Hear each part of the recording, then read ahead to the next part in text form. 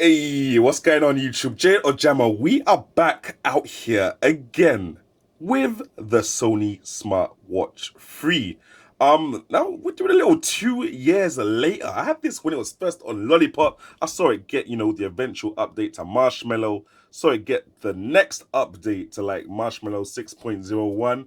Was hoping that it would get the nougat upgrade or the new Android Wear 2.0 upgrade, but apparently that's not happening. So just got a notification there. I just wanted to let you know whether the watch is still worth it in 2017, and it's a bit of a mixed bag of opinions, to be honest. I mean, for example, I think the last software security update was December 2016, which isn't too bad. It's about 2 months ago. But I'd like to see something a little bit, more recent than that. But anyway, yeah. Scroll down to see your notifications. Calm. Scroll into your notifications and you can do a reply.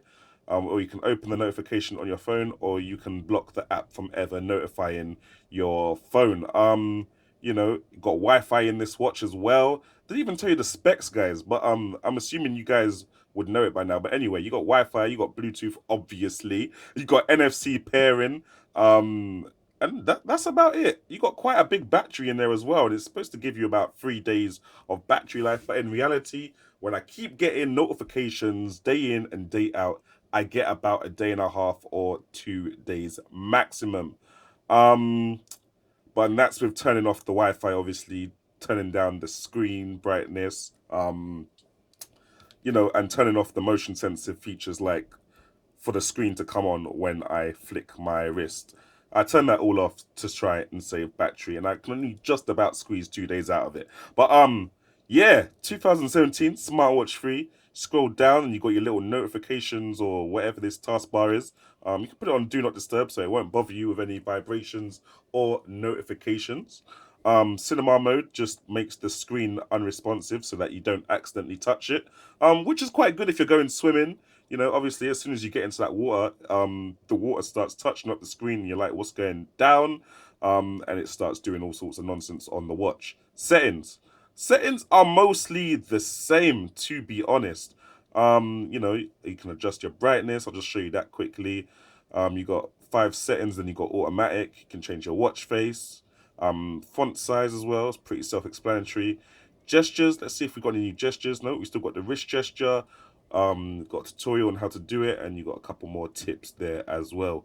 Always on screen, so that means when you turn the screen off like this, it will just, you can still see like an e-ink display, which is kind of like the Pebble if you think about it. Which is kind of cool because I mean you save a lot more battery if you turn this off.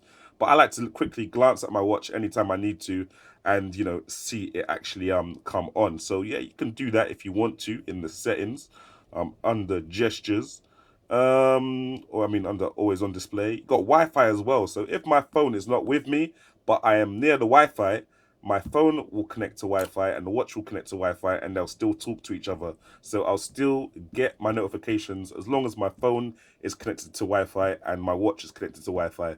Now, the only time that would actually be is probably if you leave your phone at home, you've left it on Wi-Fi, and you've got to work now with your watch.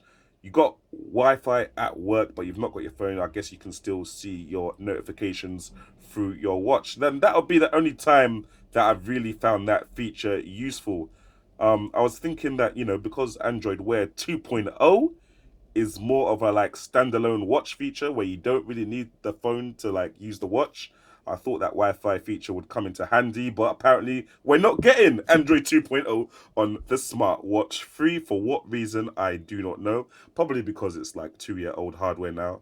You got location. I forgot to mention this is GPS built into it as well. So that's quite decent for when you're on your runs and it maps your runs and stuff like that. And you don't have to bring your phone with you.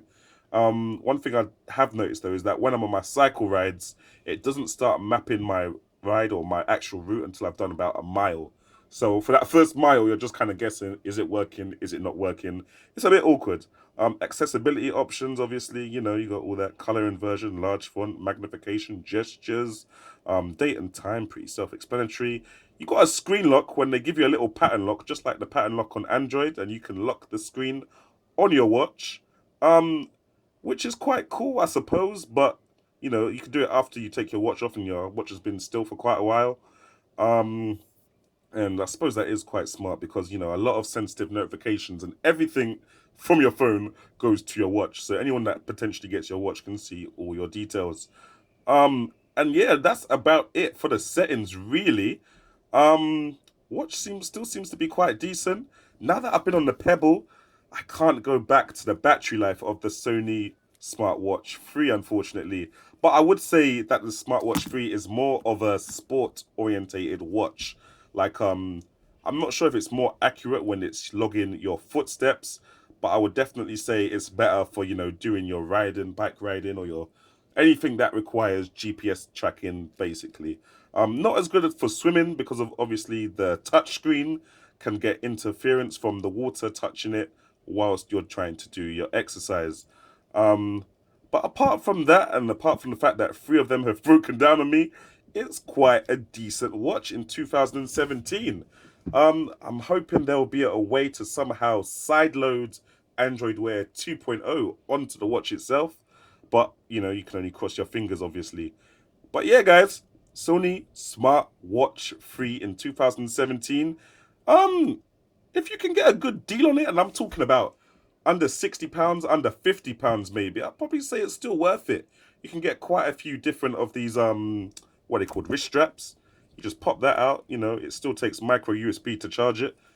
But yeah, it's still I think it's still quite a decent watch. Um and you know, it's one of the best battery lives of all the old Android Wear smartwatches. So yeah, definitely a good pickup if you can see it for the right price. Thanks for watching though. Leave a comment in the comment section below. Subscribe and like if you haven't already. And let me know if there's anything new you've noticed about the Smartwatch 3. And let me know also if they've got any news about Android Wear 2.0. Because it doesn't look like we're gonna get it. And it's a bit sad.